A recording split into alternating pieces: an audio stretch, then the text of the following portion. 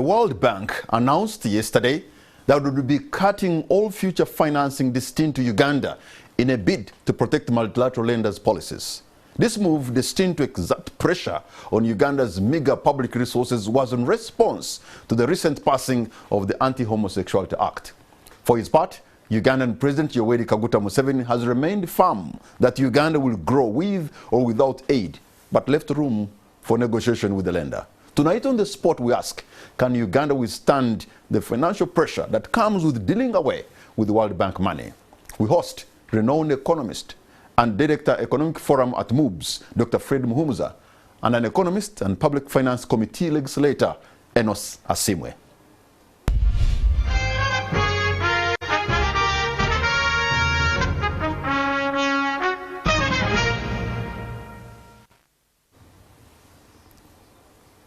Gentlemen, a warm welcome to both of you. Thank you so much for having honored our invitation. It's a pleasure, really, to be here. Both of you are economists. Let me begin with you at my extreme left. And I want to be as general as possible so that they can get all the information that we need to know. Cutting down aid that is destined for Uganda by the World Bank. Dr. Muhumuza, you're an economist. What does that mean? Well, it means a lot, and the effect, as they have said, is future funding. But now that we don't know the future, you can only learn the future from the past. So what is the magnitude of World Bank funding to the Ugandan government in our operations? Our foreign loans, by the end of December of last year, were about $21 billion. Of that, 4.5 was World Bank. So really 20% of our foreign financing is World Bank. Is World Bank. So you begin to see that kind of portion is significant. If you look through our budget, you're looking at about 8.5 trillion, the current budget, that was supposed to be sourced from foreign funders. Now that is not going to be affected, but you're beginning to look into the budget year of next year, 2024-2025. Conversations begin next month in September. Now, there's going to be uncertainty. What figure do you plug in there? Because as of now, you will be confident of some of the projects that are still ongoing, that they will continue into that year, which, if everything remains as of today, those projects would not be affected. But there were projects that are ending this year, and they were supposed to be renegotiated, meaning they would become effective in the coming financial year. So it's a huge magnitude in terms of the quantum of the money. Secondly, this is not money that stresses your budget going forward because of the terms that the World Bank lends us on. Really, it is 0.75% interest charge.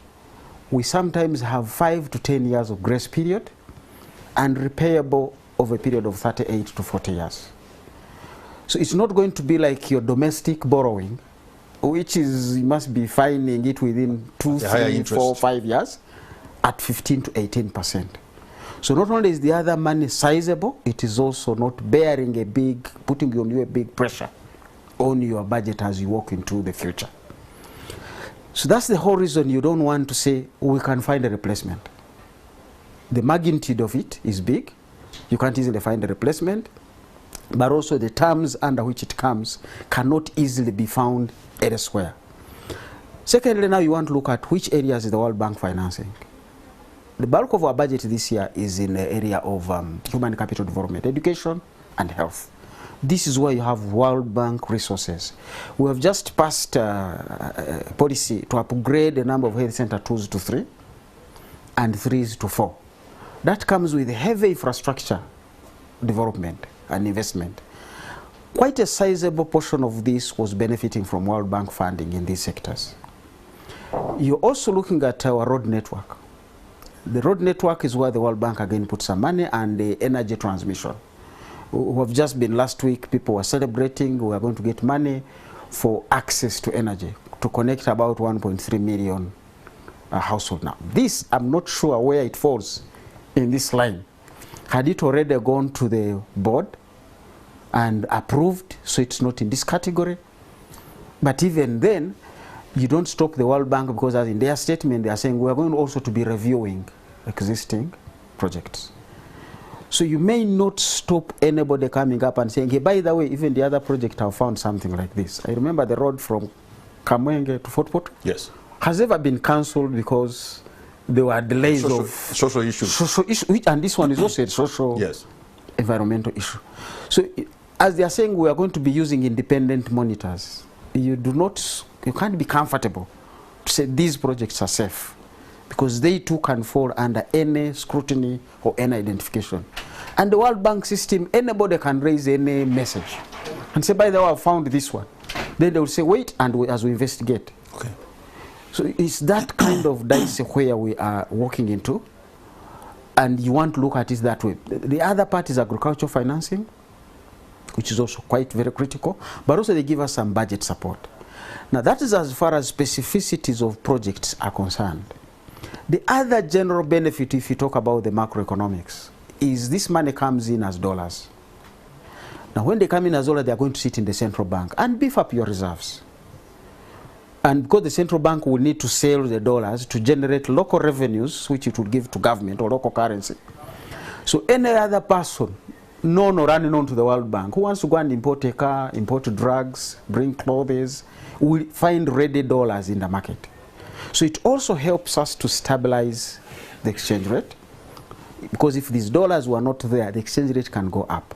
And one of the ways we have really brought inflation down is because we have let the shilling appreciate, meaning there were enough dollars in the central bank to sell and retain something. We're also worried about the reserves there. Okay, let me come now to your neighbor Enos Simwe. You are an economist, you are a legislator, you sit on the finance committee, and this is likely to affect even the budget that just passed the other day. As a member of parliament and as an economist, what is your reaction to this World Bank move? So, well, I'm going to make it as easy as anybody can understand. Today, Kamara, if you lost a job, what would happen? I would still continue to survive. You will still survive. Yeah. It will not take away your life.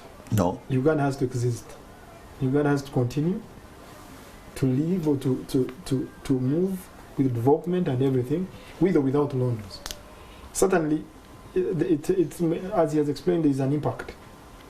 But if there are no loans, can we survive? Yes, we can survive. How can we do it? We review our policies. We review how we are doing things, and we survive within the environment we are in. You're talking about austerity measures to be frugal, right? Absolutely. And I believe that's what the president was trying to say, that we can live without loans. We'll review our expenditure, we'll review the projects we want to do. In the meantime, as we find other better sources of funding, cheaper sources of funding, because the only benefit, I think the biggest benefit with World Bank is a source of cheap money for development, financing. Borrowing at a lower cost. Borrowing at a lower cost, because it's a member-driven association where money is more raised out of contributions and, of course, interest from members. So I'll put it even in the simplest term. It's like a cooperative. Bring in members, bring in money, then we lend to ourselves. So we are, now, as a country, we are members of the World Bank. Yes, we are. So are the other bigger countries, the United States, Absolutely. China, and Japan. Yes, yes. Why is the World Bank, making a move that is almost challenging the sovereignty of a member? I believe the U.S. World Bank has a lot of influence from the U.S. Congress. As you are aware, World Bank is headquartered in the U.S. U.S. has the highest percentage in terms of contribution to the fund.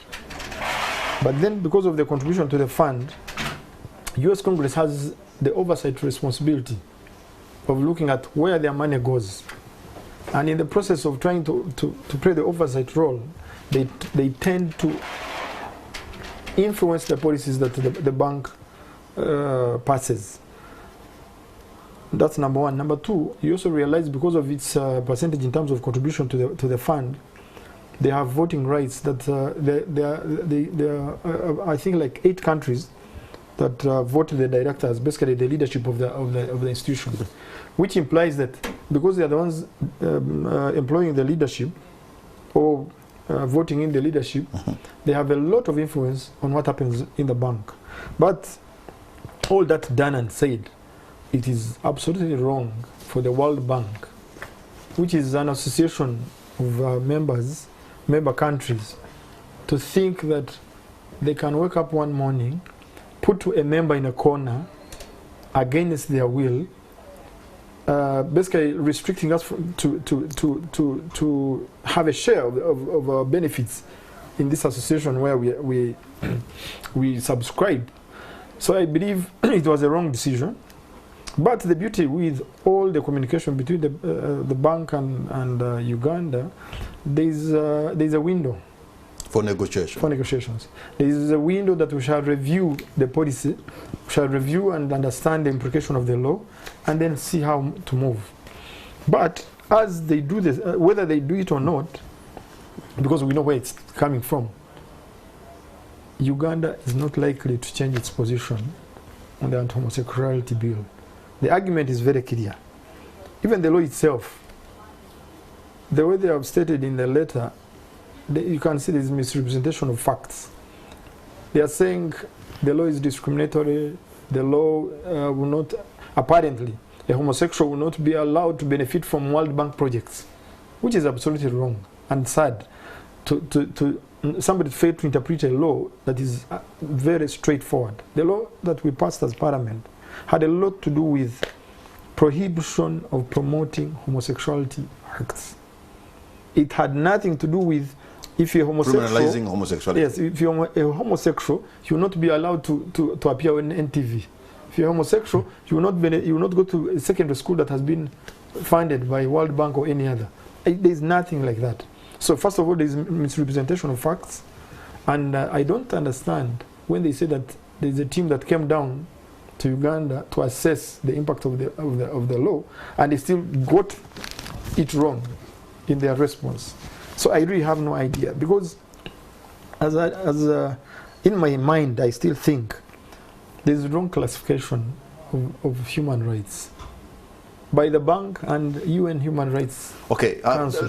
Dr. Muhumuza, as an economist, isn't it the right time now for Uganda to wean off ourselves from the loans and the grants and the aid and start looking do some kind of self-engineering and raise money? I suppose there's enough money maybe in this country to run our affairs, though there isn't enough to run our greed. There's enough for our needs. Yes. Can't we just look into what within and be able to move on our own? Is that possible?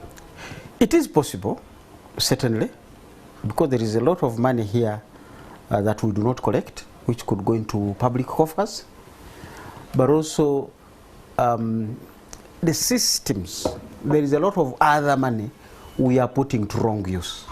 So if you corrected those two wrongs, you would get somewhere. That collect all the money that you should be able to collect. Secondly, use it very well for the right purposes. You'd get mileage. The sad part of it is actually in your statement. Weaning off takes time. A mother doesn't just wake up one morning and says, "You child, the breast is no more." There is a process. You begin to introduce other liquid foods, solid foods. Now, if we had time, and we surely should have been planning for this, because the whole purpose of borrowing is you invest the money wisely, raise your revenues, pay back your debts, and begin to lower the magnitude of borrowing. Now, in the case of Uganda, our borrowing has continued to grow. Our revenues have stagnated. So already there was something we found ourselves with, and we need to solve that. The only challenge you have is how do you fix that when you already have a very precarious situation looking you into the face. And as I said, we can argue all the logic, but these institutions are governed by global politics. It is very clear there is nobody who has become a president of the World Bank without being selected by the US. Nobody has become a managing director on the IMF side without coming from Europe. So they have that influence on this institution. We might all be members, but institutions have a political bearing of a global nature. Now that political bearing is not going to be discussed in technicalities. And that's why the negotiations we are saying, please, let the lawyers come, make their input or submissions, and walk away. So let the economists make theirs and walk away. But at the end of that, it's going to be diplomacy and politics. And I have seen a letter written by members of the United States Congress to the World Bank, actually putting pressure on the World Bank to act on Uganda. So the worry is that if the pressure is coming from the US, and yet we also have bilateral arrangement with the United States government in giving us money, couldn't this be the beginning of a chain reaction of many people, you know, closing their taps, which could actually squeeze us so badly? The US government, like any other government, has three arms. There's the executive, parliament, and of course the judiciary. But then the arm that is squeezing or putting influence on the global politics relating to homosexuality is parliament, which is the Congress. Because for them, they did that thinking that they are, okay, not thinking, but they're doing it in their right as an oversight responsibility over the funds they contribute to the World Bank. So they are saying where our money is going, they must follow their values, whatever they call values. Because they say that the piper does what? He who pays the piper. He who pays the piper calls the tune. That's what exactly they are doing. Because they have the biggest contribution to the fund, contributing almost 18%. Then they have voting rights in the range of 15 to 16%. They think everything that has to be done at the World Bank must be dictated by them. But the beauty with world politics, and where I really believe that the reaction from the government, this side, was right. The world is moving away from that. You cannot dictate that you will not do this for me, and yet me, I have what I know what I want. You cannot tell me what I don't want. China has an alternative for us under the Asia Investment Bank. You know, it has a membership of 106 members as of today. World Bank has 189, which is slightly bigger, and the funding is bigger. But the Chinese also have an alternative where they have 106, a membership of 106, and they're also learning out. The BRICS,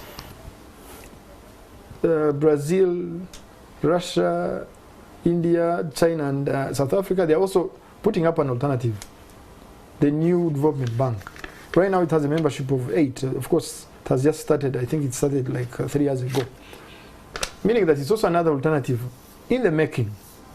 Now, when you try to say that I mean, in my view, as much as the US has control, or US Congress or the US legal fraternity has control on this bank, they are forgetting that the world is moving on. Alternatives are coming up. Chances are that, yes, if you don't want to lend to Uganda, another lending institution will. Yeah, but the only thing that he pointed out that is at what cost? Because the interests of these Bretton Woods institutions, their interest seems to be lower, and even a long term. That's absolutely right. As opposed to a higher interest and a short term. That's absolutely right. That can choke us. At the start of this conversation, I told you, once there's a challenge, if today you lost your job, you must find your way.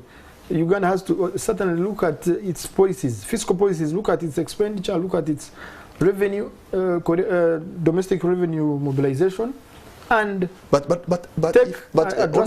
if that was true, that Uganda is able to look through how they are using the money, sometimes actually we haven't seen so much dividend coming in from the loans that we're taking. Even the projects that we do, sometimes they're too expensive, the work is shoddy. There's a lot of abuse. If you give me a chance to finish the way, what I'm looking at is that we have seen, first of all, our debt ceiling is almost, I think, a 2% point to reach to the debt ceiling. We are now at, we are expecting to reach 56%. As no, not 56. Sorry, we are at 48%. But by the end of this financial year or budget cycle, we are likely to go beyond 50%, implying that even our rating in terms of borrowing, we're not doing very well. Meaning that we don't need to borrow at this point. We can survive without loans for the next few years. But how do we survive? Let's review our revenue side, review our expenditure, and find a middle ground on how to manage within our situation. Meaning that as the World Bank is also doing its own putting its own restrictions internally, it's time we also review or reinvent ourselves. This is a wake-up call. Okay, Dr. Muhumuza, so not only look at loans or loans all the time. Do we have the financial discipline to have austerity measures that can help us get out of the ditch? Because when I look back, the precedent shows that we are not. We are never frugal. It's really going to be a real test, as you've said. Because he said, when you lose your job, when it goes down, something else must go down for you to keep balancing. We did this in chemistry to balance equations. Now, quite often in Uganda, revenues go down, we don't revise the budgets downwards. Instead, we want to go and borrow.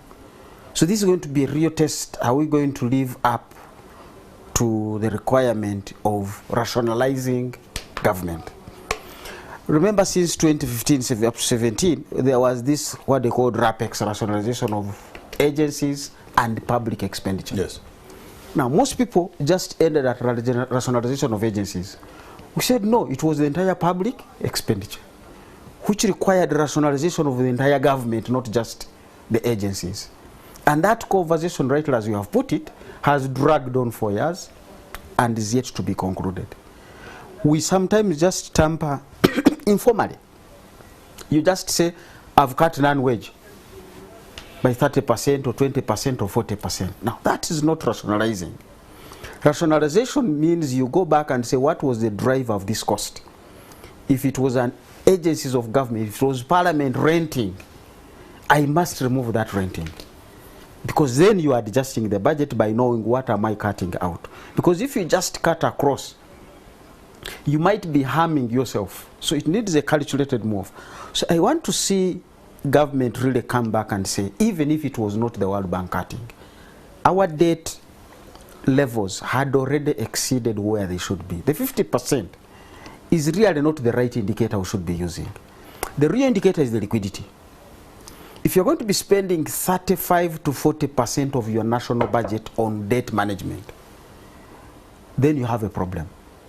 Professionally, we say the moment you restructure your debt stressed. Now, Uganda doesn't want to apply the word I'm debt stressed, but it has actually been restructuring debt. So if you can pause there, so something good could come out of this? It should come out of this, but it's going to take us acknowledging that we are in a bad situation to look for the good thing. But if we continue smearing, putting a wall painting on the cracks in the wall, that whole wall is going to go under. So I'm looking forward as this to be a wake-up call, that even if we finally succeed in negotiating and the World Bank comes back, we should not shelve the need to rationalize government, restructure the government, lower down our spending so that we begin to get a window of putting the debt that is running ahead of us, the refinancing, behind us. Because until we get to that level, any money we pick from URA, a portion of it will go to the debt, then you'll have to meet some other statutory spending. Honorable Simwe, 24 hours after the World Bank making this announcement, we have seen the shilling taking a slump. In fact, it was holding at around 3,600 for the last 3 months. We've been doing well. The shilling has been come appreciating. down to 3,600. But now it is 3,700. I'm told. And in the next 2 days, it could even go to 3,800. And that would be disastrous, especially for those who are importing. That's a normal trend. To me, that's a normal trend. That's why in the real financial world, any statement made by leaders has an impact. Because it's a policy. On the money market. It's a policy. Yes. What the president has said, it's a policy. We can do away with loans. What does that mean? That implies that government spending is also going to go down. That means that government has to review its priorities. If government is reviewing its priorities, what will this person investing in Uganda do? He has also to pull back and first understand the situation. And certainly, the markets have to change. They cannot be static. They cannot be as if nothing has happened. The president's word has a lot of meaning in terms of markets. How the markets can respond. How the markets respond. So to me, it's a normal reaction. But in reality, what will come after this conversation between the government and the World Bank, or what the government will decide to do after the conversation, is what will determine which direction we'll take. But what is important to note is that World Bank communication has not stopped funding for the projects that have been ongoing. Okay. Meaning that even if the effect is to be there, it can't be felt now. It cannot be now. It will be at least in the next financial year. The only worry, which I think possibly the media took it out of proportion. Today, when we were meeting with the Minister of Finance, when he said we are coming back next week to review the budget, that statement was very strong. And it meant, I mean, if he's the Minister of Finance and says tomorrow I'm returning the budget, it means a lot. It means that if government was going to spend 50 trillion, we might even spend 20 or 30. And what does that imply? We might put a stop on all government spending.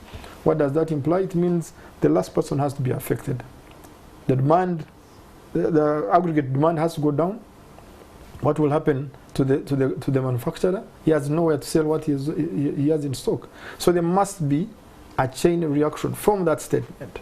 So I believe the president's message, the minister's response, and of course the statement from the bank, certainly it had to bring the reaction in the markets. So, Dr. Mumuza, there is a ray of hope when you look at the president's letter.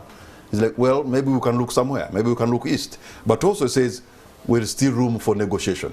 So how do you look at that letter, that response? Because it's there, but at the same time, he says we can still have negotiation. Yeah, I think the negotiation is the issue, because as everybody seems to agree, first of all, the law, I think, has been taken out of proportion. It is yet to be really implemented out there to say it has affected this category of people and this category of people. I haven't seen it even really being rolled out in the sense that anybody should be worried. So we are actually operating on imaginations of what might, not exactly what is. Now, the moment you have those unclarities, then there is room for negotiation. You have a case, and you want to put that case out there. The World Bank is not just about money. It also provides a lot of technical support to a country, some advice, the design of projects. It also has some grants that it has been giving to us. But also there are people who will only engage a country like Uganda because the World Bank is here. So it's that big brother comfort. There are some other small donors you'll find out there, or development partners, whose staff here are really skeletal. And so they want to leverage and give their money to the World Bank to implement on their behalf. Others will come and put a little money here because the World Bank put big money there. So all those interventions are going to be affected. So you don't want to really say, I can find a replacement for the World Bank. It's like an octopus. You can find a replacement for 2 of those arms, but what about the 6 that you're not going to find? So we need to be a little bit more realistic in our conversations. So I would leverage the statement of the president that we are going to have further negotiations. The World Bank also seems to be indicating that is a possibility.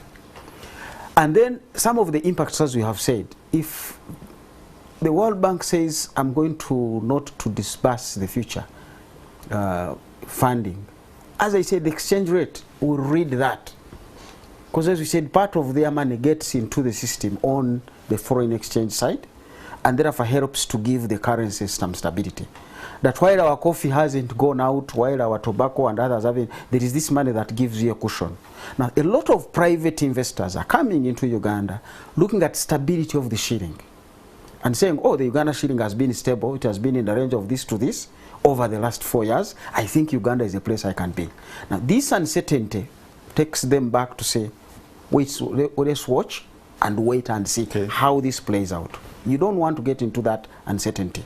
Now the Minister of Finance is talking about bringing back the budget for maybe for you members of Parliament to look at it again. If it comes to, let's say, reducing on salaries and emoluments of public servants, that would be a serious issue for the country. Certainly. Could you think it can even go to that level? I don't think we can get to that level. One, for us to get to that level, it means we have to change so many laws in place. That means we have to push for a lean government.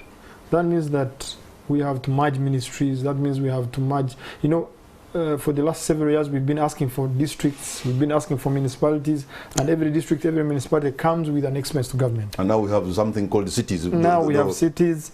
It implies that the roadmap just came out the other day. Exactly. Now somebody 1.3 trillion. Yes. It implies that even if we were to review the budget, it cannot be done now. I believe we can only review the budget on the development expenditure or our budget on development. We can say we're planning, let's say, to build, to renovate Nambode. I'm just giving an example. And we say we can put this to hold. We should not borrow to build Nambode. We've been planning to work on the standard gauge railway. We're going to borrow to finance. We are just pitching Turkish contractors to come and start on that. We can say we let it pass for this financial year and possibly start the project next year. So I don't think it will affect the administrative costs of government. You cannot change. To change the administrative costs, it implies that we have to change the laws, have a lean government that is also political, which has a lot of politics, and it cannot be done in one day. It implies that we have to possibly have a lean parliament and say, okay, we have 146 districts. We only want 2 members of parliament per district. That implies that we need like 280 members of parliament. And moving that parliament for 530 something where we are to 280, it's not a one-night decision. It has to be well thought out. Just like he said, even the rationalization of government agencies has taken us almost now 2 years. We've not concluded on it, which we should have done. Actually, if we had done, yes, even in this budget, much would have changed. Possibly salaries would have been reviewed without even a hassle or without being put on pressure by the World Bank. But it has taken us 2 years to rationalize agencies. So it's like 5 years and we haven't even done it. Yes. Almost. So Dr. Muhumuza, I see the pressure and the task falling on the shoulders of Uganda Revenue Authority. Because if you're going to raise revenue mobilization from within, they have already given a very huge target of 30 trillion. And the last financial year it was 25 trillion. And they struggled to hit the target, but eventually they did. And now they put them at 30. So when they go to revise this budget, most likely they're going to shift the target, won't they? No, you can't shift the target because they've already shifted it to levels that I'm not even sure that URA will get there. You've just said it on the shoulders. URA is like a horse rider. So you want to look at the horse they are riding, not the ride of the horse. If the horse itself is not well, the rider can only do so much. URA collects money from me and you. Now, if some of the projects funded by the World Bank are going to be on suspension, already you are moving some spending. A big chunk. A big chunk of spending is going out. Some of these projects consume fuel, so your fuel revenue on fuel is going to reduce. They pay staff very well. These are some of the best paid staff in the country. So pay as you earn is as good as their rates. So all these, if they come out, you already begin to see that the catchment area for the URA is going out. You just mentioned something interesting on the exchange rate. The exchange rate today, because the Bank of Uganda is kind enough to give the opening, the midday, and the closing.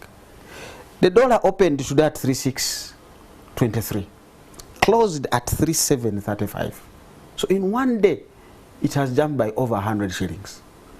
What is that going to signal to an importer who now has to buy, to require more shillings to do the importation?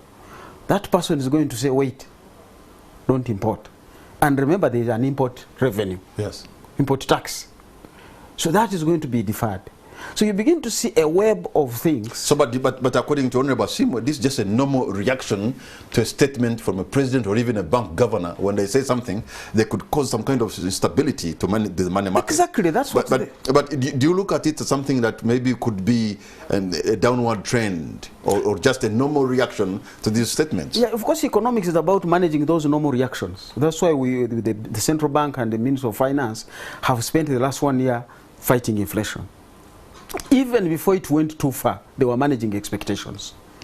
Because they said underlying inflation is driven by expectations. So even here you are now managing those expectations. And as I've said, if somebody says, let me halt my import, that I wanted to make that order, that expectation is going to translate into a reality. That this person has not imported what they wanted to bring, you are able to collect less.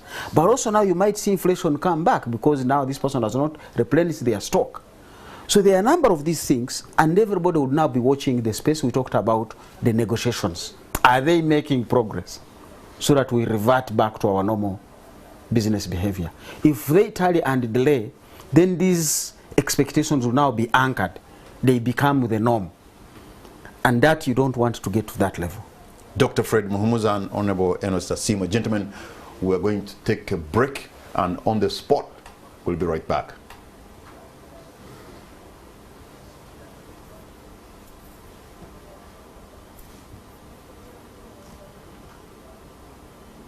You see, the problem.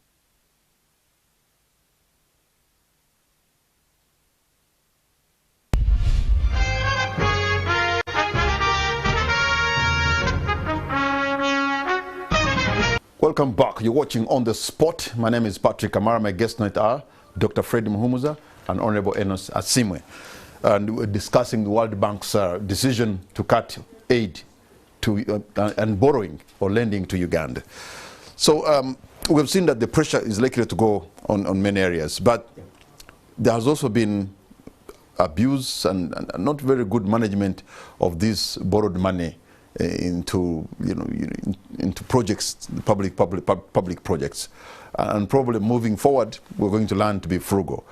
But the other issue that I see that could be a big problem is the law itself. Honorable Asimo, really, when you, as members of parliament, you overwhelmingly passed this law, was really homosexuality an issue in this country? Absolutely, yes, it was. Is it it's an issue even up to date? The issue was promotion of homosexuality. Mm-hmm. The law we passed was more on promotion of homosexuality. How can we stop promotion? So when if you want it had nothing to do with a homosexual. We are saying if you want to be homosexual, go and do it with your partner in your house. Do not promote.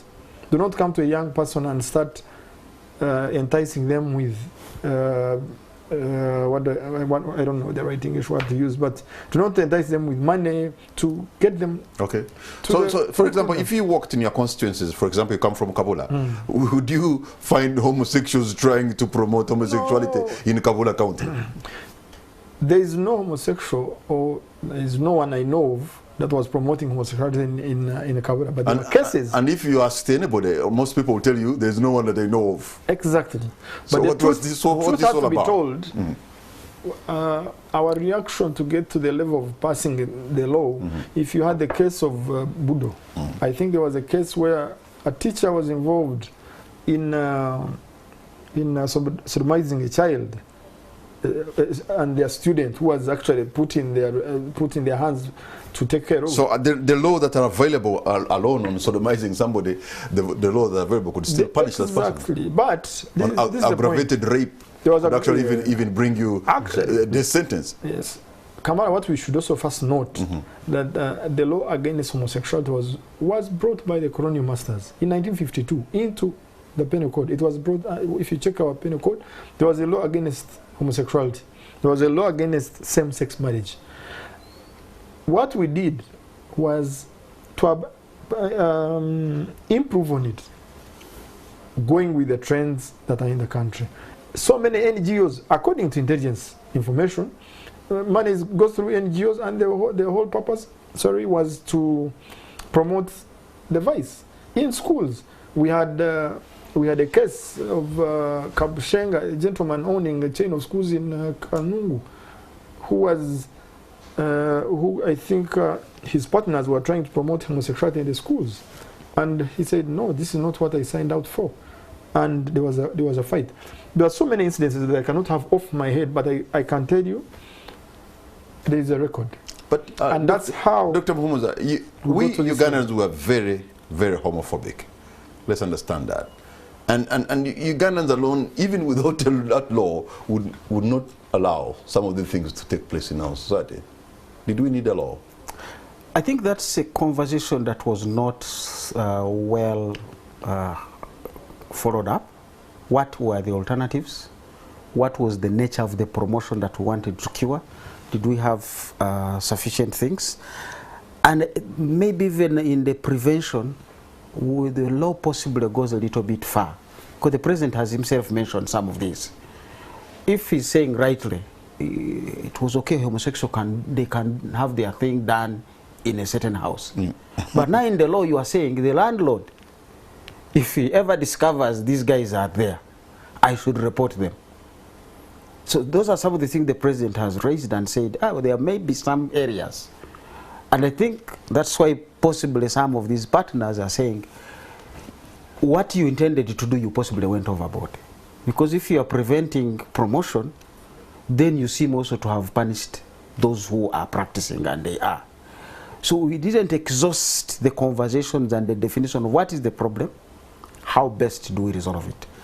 We have our values, we want to protect them. How best do we protect those values?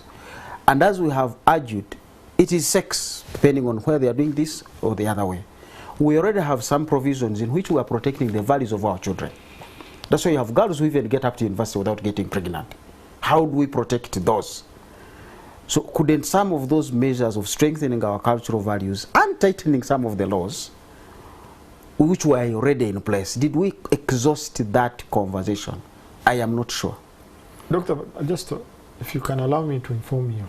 You see, I remember there was an incident where police found almost 40 young men in one house. Yes. Dressed like women. Whatever they were doing in that house, no one knows. Yes. That conversation of bringing in landlords reporting such cases was based on that incident. There was already an incident. Yeah, but now that we are going beyond, that a homosexual can do their thing. In the privacy of their house. In the privacy of their house. I've rented your house, and if they are but now the law is requiring you to report me. If I bring in other people, then that's promotion. Exactly, that's what that's promotion. But if the law is saying there were 2 people there in that house and we know them. No. Now that law goes to that level. I can ask something simple. I don't know whether it's ethical here, it's allowed. But we've not had a law against a woman sleeping with a man in their house. Yeah. But I believe there is a law that prevents them doing it in public. Yes. Exactly. That's what the law is about homosexuality is. If you have decided to take that route, you and your boyfriend or your wife or whatever it is, do it in the right places. Do not find, we should not find it in public places. Do not promote it to others who do not want it.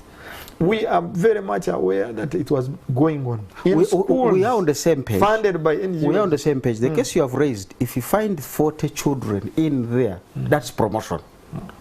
But now the law is requiring the landlord to say, should you ever discover your tenant is a homosexual, report them. Whether they are promoting or not, the law did not distinguish. I thought that's what was expunged when you went to look into it. It was expunged actually because the president. That's very close. But the president said after signing that the World Bank official called him, and so he said we will send it back to address that. Even when we were in Jankwanzi mentioned, yes, he said he is going to call us and we'll review some sections which are causing a lot of havoc, and we see how best. So has that happened? Can improve. No, it has not happened. But then, something he mentioned in the. You see, one thing we must also appreciate: we can have a law in place today. Even the next day, we bring an amendment. Yes. The same parliament that has made a law today can bring an amendment the next day. So, Dr. Fred Muhumuza, maybe the real ray of hope to bring stability between World Bank and the government of Uganda lies in the judiciary. When, of course, I know some people have gone to court. And chances are most likely that the courts will strike this law down. If it happens that way, because the courts also will have their own liberty to decide, to interpret the law and see whether there are challenges raised. The other time it was a technicality. This time you have to get into these dicey issues because it's not going to be a technicality. It passed overwhelmingly, so we can't go back in the process that brought the law. Now the law has to be discussed. either because somebody has gone to a constitutional court or whichever court they use to say this law is discriminatory, as the World Bank is saying. Now, until that happens, what are we going to be doing? So whatever the president said that we need to review some clauses, I think we needed to get in there. See, how do we still preserve our values without necessarily being threatening told anybody? Or even being told. Exactly. Because when you're being told, there are some people who don't want to be told. They want to say, I'm the one who first discovered. You should not direct me on how to run my internal affairs. Yes, yes. So we need to, those are the discussion areas. And as we've said, can we now easily find grounds for discussion? We make a discussion. I'm just concerned about people out there who literally survive on a functioning economy. I don't want even to just say World Bank money. On a functioning economy. We've just reviewed here the exchange rate trend. There is somebody out there, this is going to affect them. That panic alone is going to affect them, both in the short term and possibly in the long term. So how do you address those? There are certain other people whose survival is, they have these drugs, chronic illnesses. These drugs are imported. If the exchange rate continues going up, this person is going to turn up at the pharmacy to replenish their dose. And they'll find the dose that was 230,000 is 300,000. What does that person do? So you want to look beyond and say, how do we normalize as we discuss? That for me is the firefighting, the calming down of the storm, and then we can say, okay, where are we? How do we get back on course? So now we have this World Bank decision, but our neighboring country, and perhaps East Africa's biggest economy, is going through very tumultuous times. That alone has a direct effect on Uganda, doesn't it? Of course it does. Kenya is our big neighbor. Yes. Kenya is possibly our biggest export destination. Much as we have some quarrels and issues, we have a lot of formal and informal trade with Kenya. Now, you don't want to add another kind of storm to already a tense regional environment. We've been saying Uganda's economy is a little bit more stable compared to the other neighbors. Now, this might destabilize us because, as I've already said, when you have such a big player in your economy, limping, pulling out, or at least introducing some elements of uncertainty and instability, markets are going to read that and try to interpret in their own way. So one of the clear signals is for government to come and say, this is what we're going to do. And we need that conversation early enough and quickly to stabilize the market. As you have already put it, if I'm a business person, I'm already watching how is URA going to react to this. Is it going to be pushed to come to us, on us harder? Already it was hard on people.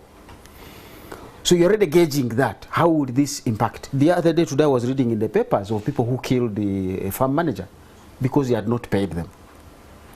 Who knows what happened? This ban of milk to Kenya, he comes from areas of cattle. We know the cattle prices, the milk has gone down. They're complaining so much. So possibly this farm manager was struggling between keeping his cows alive. You must buy acaricides, you must pay bank loan, and then at the expense of paying your employees. But remember, the employees also, this is their livelihood. So there are major ramifications that are introduced by uncertainty in the price signal that government needs to come out with a statement. I'm glad the minister is proposing I'm going back to Parliament, because that is one way to know, is this in, is this out? And the Minister of Finance needs to come out there, get to Parliament, and let's get a statement to say, while we are negotiating with the World Bank, this is going to be the position. And then we can all take it. If that plane is not leaving the tarmac, tell us. We check out of the plane or the airport, go and find where to be. But don't leave us there. We don't know whether we're going to fly, we're not going to fly. That uncertainty really... But as a country, we've exposed ourselves too much. Because, for example, in the health sector, in the fight against HIV and AIDS, almost 80% of the money that's in that sector is coming from the United States. Yeah, we have outsourced the job of keeping Ugandans alive to other taxpayers. I think the issue of the health sector was well sorted. In what sense? That conversation has been going on, because the money for the health sector comes from a program called PREFA, something like that. PEPFAR. Yeah. PEPFAR. And there was a conversation between the Ministry of Health and the embassy, and that one has been technically resolved. And I think that 90 million US dollar contribution will not stop. It's going to be, they are just going to review how it's done. Now the issue is on development financing. That is under IFC and IDA. The loans that we've been getting from the International Development Agency and International Finance Corporation, that's where World Bank is coming in to say, no, we're putting a pause. Actually, they're not saying they're not giving us money. They're putting a pause to review the law, to review the impact of the law. And me, I'm extremely confident that the conversation will resolve these issues. But the spirit in which they brought the statement in, I think is what is causing the conversation to start on a wrong note, because as the team came, met the president, they called him, and he was promising to have a way out. Then all of a sudden they tried to tell him, no, we want it done this way. I think for him, what he's saying, if you look at his note today, he will not tell us what to do. We know how to run our internal affairs. But if you want to take a step and tell us what to do, then tell us on other matters that do not relate to our values. And that conversation of values is a conversation, it's an internal conversation. It's between me and you and others who believe in the values of the African origin or Ugandan culture. But then you cannot tell me that the American culture can be imposed on me, on us, and we just keep quiet. But by bringing this thing to our living rooms and talking about it in Parliament, and haven't we actually given homosexuality a bigger platform than ever before? I absolutely agree. Because you have taken out the element of shock and surprise from people when you say so and so is gay. Now it's more normal, I suppose. People say, okay, people like those are also there. But 10 years ago, probably you wouldn't even talk about it. I absolutely agree with the assessment. We've given it a mileage that it does not deserve. But then, like any other bad habit or vice or anything that can affect our children, I think it's also important to bring the conversation forward. People get to understand it deeper, to appreciate the bad side of it, and then we find a solution as a country. Because the beauty of it is that for the first time I've been in Parliament, this is my third year, it's the only time when we're passing the anti-homosexuality law, it's the only time I saw us united against one issue. But you should also understand, this law was brought in by a member of the opposition. Absolutely. The Honorable Basalirwa. Yes. And Asumani, and I was telling him, well, some kind of a joke, that I know you're a member of the opposition and you're brought in this law and all the members of Parliament, NRM is behind you, but perhaps they don't know the kind of damage you have done to Uganda. And he left it off, but now the damage is here. I really probably you didn't know what you're doing. Okay, probably you fell in the real trap. Probably you fell in the real trap of the Honorable Basalirwa. You see, and here you are. He's having the last laugh. A trap that has been set almost 5 years down the road. Because apparently this law was in the previous parliament. Yeah, it was never passed. It was shot. Actually, it was passed and shot down in the courts of law. And this time around, so many things had happened from the day it was struck in courts and the time when we decided to pass it. But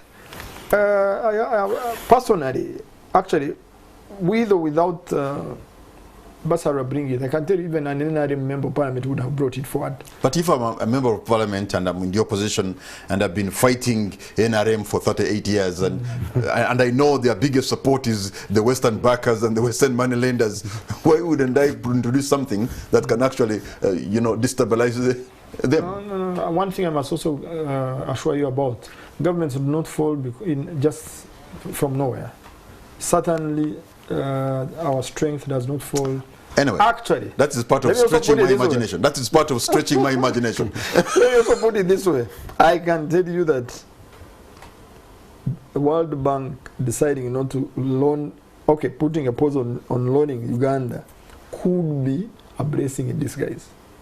The day we stop taking on loans and live within our means and find our own resources and review our mobilization strategies and also make our people understand and appreciate why they need to pay taxes, I think we shall have a better Uganda. Because right now, people are not paying taxes. people are not being mobilized to pay taxes, to understand and appreciate that it's only taxes that can move us from where we are to where we need to be. And even the little that we get out of loans, we are also not putting it to right use. Dr. Muhumuza, what will it take to raise, where do we stand? What is our tax ratio to GDP? We have stagnated for years around 13%. And how do other countries around the region perform? How are they performing? You have others in 17, 19, 20%. But sometimes we say it's not the big issue. It's an important indicator you want to bring up to say, as my economy grows, my taxes should be growing. Of course, even the 13% of 100 trillion is smaller than 13% of 172 trillion. So the revenues have been growing. It's just that as the ratio of the GDP, both are growing, seems to be static. Which is the question now you want to get back to and say, how well are we using our taxes? Are we putting the taxes where they will grow the economy and give it the stability and resilience that it needs? If you still have theft of the taxes, if you still have your taxes going into areas that are not directly feeding into future growth, that becomes the problem. That you even find it harder for people to willingly pay taxes. Look at the nature of our roads. And this has become an issue of public concern because these are roads in Kampala, where the people who have voices are.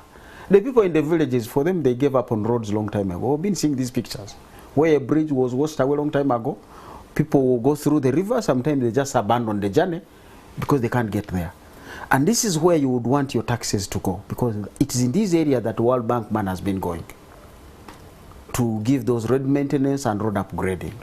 So if we were to use our taxes well, then people would make the contributions they want to make. So we not only want to increase our revenues, we also want to improve on the way we use them and in which areas we deploy them. I feel pained to see a taxpayer turn up at a hospital facility and there are no drugs.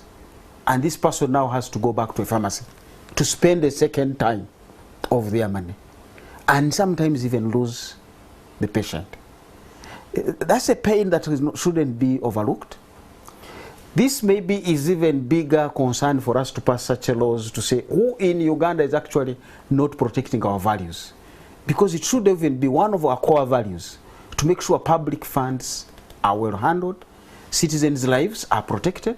Because now while we are promoting and trying to make sure we secure our children, diseases are taking our children. The very people we want to secure their values. So we need to be comprehensively enough to say, this is Uganda, we want to protect our children, we want to have the right values, and the values must cut across. It is sad to pay somebody and then you turn up and there's no teacher in the school. So this is coming, almost a year, last year we saw DGF exiting Uganda's economy. They were just a big player, democracy governance facility. But over some misunderstanding, I think, with the government and themselves, they left. And that left a big gap in terms of financing. And now you have World Bank doing what they are. Our financial troubles are snowballing into something that we may not know as we move on.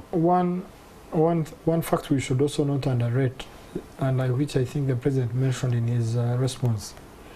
Starting next financial year, we shall have oil contributing to our budget, implying that...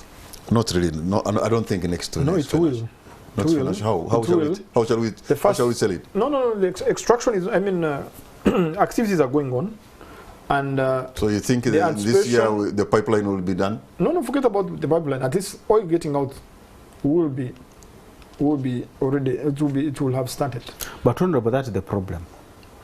Oil has two movements to make: the vertical, getting out; the horizontal, getting into the market. Until it gets into the market, you're not going to have value out of it. And the horizontal is the pipeline. Yeah. You're talking about 1,445 kilometers of a pipeline.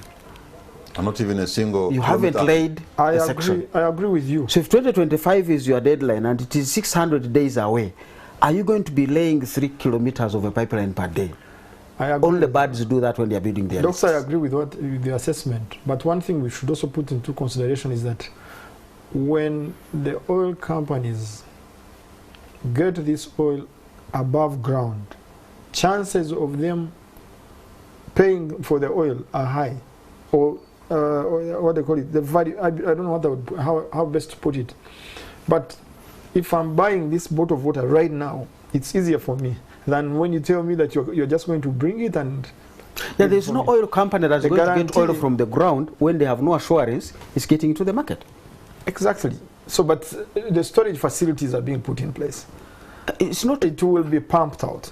And the other day they showed you, I think the first pump or something. Unfortunately, I've not been following the I have. But one thing I can guarantee you, what I've been made to understand during the budget process is that by 2025-26 budgeting cycle, we shall have money on the consolidated account that will from not, the oil activities. That will not happen. I've been following the oil for 15 years.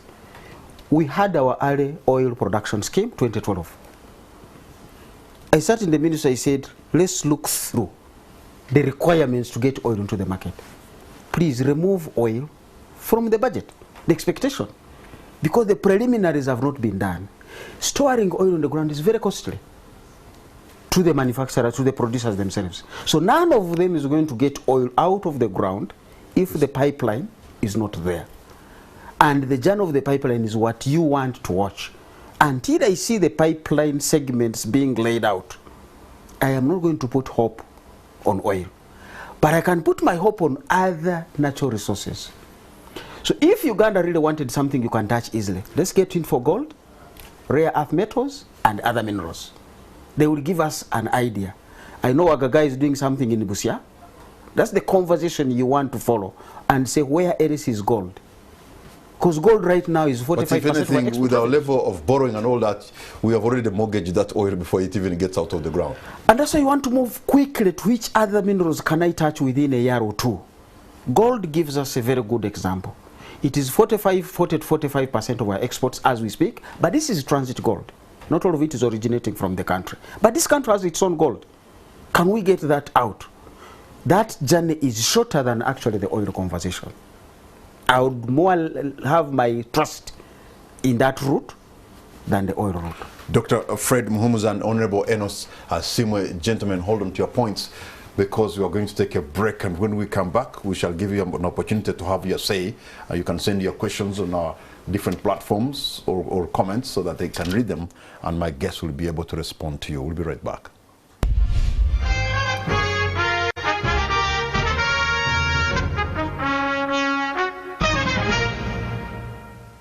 Watching On the Spot, my name is Patrick Amara, and my guests tonight are Dr. Fred Muhumuza and Honorable Enos Asimwe, and we're discussing World Bank's decision to stop, lending money to Uganda. What could be the implication? And this is the moment when you have to have your say. And I'm beginning with Walter from Busia. Walter from Busia says, let us maintain our integrity. They will not force us to do what we can't do because we are poor. Let them go away and leave us. God will bless us through. Thank you so much, Walter from Busia. Let me also pick one more.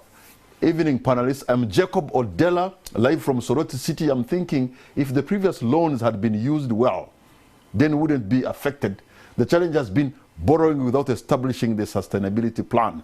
Loans, if well understood, are meant to leverage the existing money, so our government misused loans for creating new administrative units for political gains, which has left us with no fallback position. My wish would be to do revision of salaries and phase out some additional expenditure. Thank you so much, Jacob Odella in Soroti City. Okello Patrick from Busega, he says, Uganda will withstand the storm. We have money to run the state, but our ways of spending money is wanting. And if we could align our political practice, the economy can move even with less borrowing. This gay law thing could just be a scapegoat because even in Europe and the West, the economy is not doing well. Let our government stop living big. Reduce public expenditure, especially buying cars, reduce classified budget, and fight corruption. Let Parliament extend or suspend the election because we can live without election but we need essential services at all costs. Thank you so much. That is Okello Patrick in Busega. I have Joel Omadi in Malaba. Joel says, in my layman's understanding, the law cannot be fully exhausted. It can be subject to amendments to close the gaps. However, when it comes to moral discussions, this is challenging. For example, a miniskirt can be defined basing on the height of the person wearing it. Therefore, the world player knows we need the aid/loans for meeting the development goals. Therefore, the promoters of these barbaric acts will play under these bodies in pretense of negotiation. That's Joel from Malaba. Thank you so much, Joel. And Sam is saying, is watching online from Kigali, Rwanda. Thanks for hosting those two gentlemen in the studio. As a Ugandan, I feel our leader should find a way of preserving our culture without exhibiting double standards. We deserve better. Thank you so much, Sam Urakoze Chane. And somebody says, Santos Mugisa Nakaseke, World Bank decision is a blessing to Uganda. It's the time to use our resources well. The president to be strict on corruption and to cut unnecessary expenditure. If all goes well, we can say since 1962, Uganda is now independent. For God and my country, thank you so much, Santos Mugisa in Nakaseke. We'll have another coming in from Kamuli. Thank you for the show. This is Balaba Patrice, tuned in from Buwagi, Namayingo Town Council, Nawanyango Town Council in Kamuli District. In my opinion, I would advise those who are going to review the national budget to reduce on the number of administrative units like unnecessary town councils, municipalities, constituencies and cities, reducing privileges in form of allowances given to MPs and ministers even before they think of chopping reducing salaries wages of civil servants. Lastly, but not least, the number of MPs must be reduced to 2 per district, i.e. woman MP and 1 overall MP. Even the president's budget must be revised. And this is Balaba Patrice in Kamuli District. Thank you so much, Balaba Patrice. I'm going to pick only 2 more. And Ugandans are today sending a lot of comments and questions. Hello, this is Jethro Olugu in Lira. He says, thank you for the show. I think we as Africans, we have our values. Yes, we need money, but that should not mean that we need to be controlled by any entity. Kamara, we have children, and when you think about their future, doesn't it worry you? It does. We shall survive with or without their money. Thank you and good night. Jethro Olugu from Lira. Okay, your questions have been running in here, flowing like a river. I'm going to stop here now. Thank you for the show. You are all doing great. This is Nema Urban watching in from Umbarara. To me, I believe such incidences should teach us to plan ahead on being independent as a country. It should probably open our eyes to other sources of income other than loans. I want to thank you so much. All of you have sent in your questions and your comments, and you have given your ideas. Okay, just one more. My producer is telling me I can take just one more, and I cut it there. And this will be from Kwesiga Raymond. Economical independence calls for a lot of sacrifices. Uganda shouldn't accept the intimidation. The president should say no to room for negotiation from World Bank, but to revise agencies where there is duplication of roles and some are just redundant. Eliminate wastage of funds to unproductive activities and gain efficiency. Kwesiga Raymond, in my many years of hosting a program like this, I have never seen a people of this country so united in one, speaking in one voice like they have said on this issue. This is my observation. And so, Honorable Enos, your response, and then later we shall have Dr. Fred Muhumuza. Thank you so much to our viewers who have taken time to respond. But I want to talk about, I think, just to expand on what Joel Omadi said, and then Okero. Okero mentioned the issue which I think we should take seriously. Homosexuality today it's another tool of neocolonialism, which we need to be extremely careful. Because today we are talking about World Bank. There's something I've not mentioned. We are supposed to host a speakers conference in January under the Commonwealth Parliamentary Association. Canada had already started sending out letters to stop the conference. But the African region is saying, with or without Canada, we are moving with Uganda. That's something I never told you. It's off record. But I remember it's also important when you mentioned the word, when you mentioned how united we are, how Ugandans, the responses can tell you which direction we took. And they're telling you that what we did as members of parliament or as parliament of the 11th parliament, we did the best thing for this country. But the beauty of it is that we are not alone. All African countries, over the weekend I was in Tanzania for a CPA community meeting. And all African countries, including South Africa, which has laws against, allowing homosexuality, they are saying no, we should allow countries be independent in the decision making in terms of their internal matters. But something else I also wanted to discuss on Joel Amadi. He talked about definition and classification. When he was saying you can, when you're defining a miniskirt, when the Western world is defining, I think there's a mistake they're making. In the financial world, once you misclassify a transaction, you will never get an answer. You will never get your books balancing. In the same spirit, the day the Western world classified homosexuality as a human right, that's when they got it wrong. And the president has always mentioned it here locally. He says we need to differentiate between, we need to do scientific, we need to get scientific evidence on whether homosexual or somebody is born a homosexual or it's adopted. Whether it's by nature or by nurture. But exactly. That is a very important statement that we should really take our time to investigate, because their classification of homosexuality as a human right is what has gotten us to this point. The World Bank agreements are talking about human rights. Now they are picking this homosexuality as a human right. That's why they are saying it's against their value, it's discriminatory, it's not all inclusive. But in reality, if you define homosexuality, is it a human right or not? Then we would be doing very well if we could get a proper definition. Dr. Muhumuza, and our time is out, by the way, so your statement will be also the parting shot, the concluding remark. I think my concluding remark is what some of the comments have raised.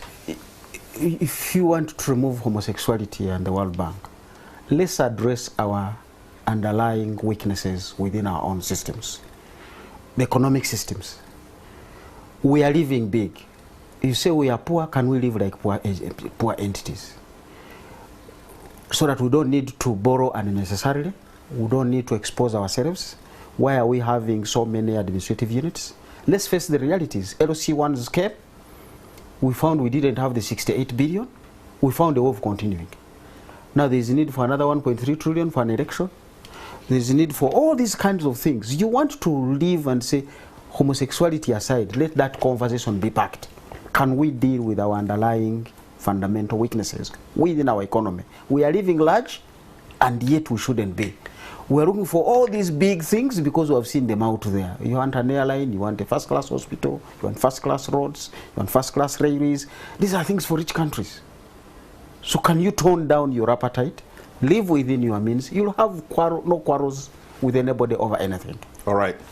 Dr. Fred Muhumuza, Honorable Enos Asimwe. Gentlemen, I want to thank you so much for the time you have given us, for having made your submissions. And I can see unanimously Ugandans seem to have agreed with you, and that's very rare to find Ugandans speaking in one voice. It's one of those areas that looks strange. I think Ugandans and those watching should be able to understand where Uganda is standing.